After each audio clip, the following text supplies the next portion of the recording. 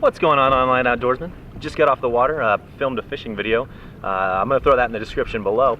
Other than that though, I wanted to make a quick video, about whether or not you need a fish finder on a kayak. Yeah, somebody requested it a while back, so I figured I would do it for them. Now there's really a few things that I would like to consider before answering the question.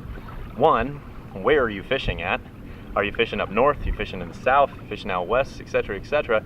Also, what kind of waters are you fishing? Are you fishing rivers? Are you fishing lakes?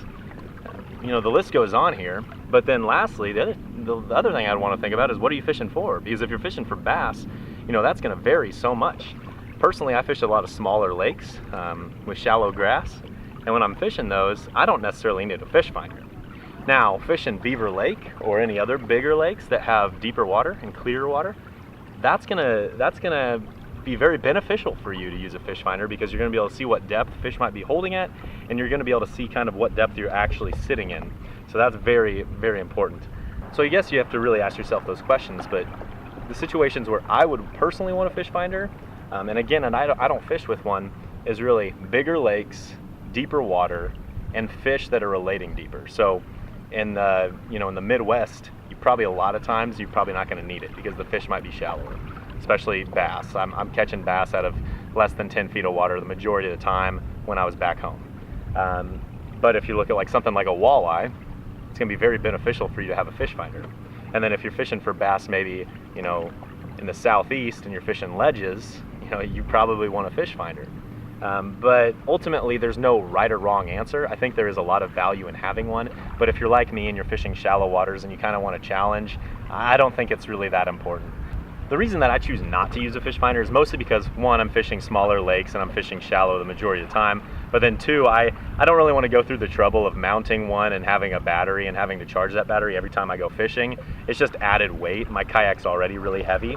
But overall, if you have any questions with regards to whether or not you think you might need a fish finder on your kayak, feel free to drop those in the comment below. I can definitely answer to the best of my ability. Like I said, I don't use one, but I've had boats in the past and I've used them there. So other than that, like I said, I wanted to keep this video pretty short. So here's a couple tips on the water about how to make do without a fish finder. Otherwise, we'll catch you later, online outdoorsman. So for those of you who don't have fish finders on your kayak and don't really want to get one, I'd say a couple of the tips that I have for you is to, one, really always pay attention to the bank. How does it lay out? What kind of angle is it going into the water? As you do that more often and really get a read on banks, you're going to be able to kind of determine, well, what's the relative depth in the underneath the water. Being able to visualize what's underneath the water is going to be key.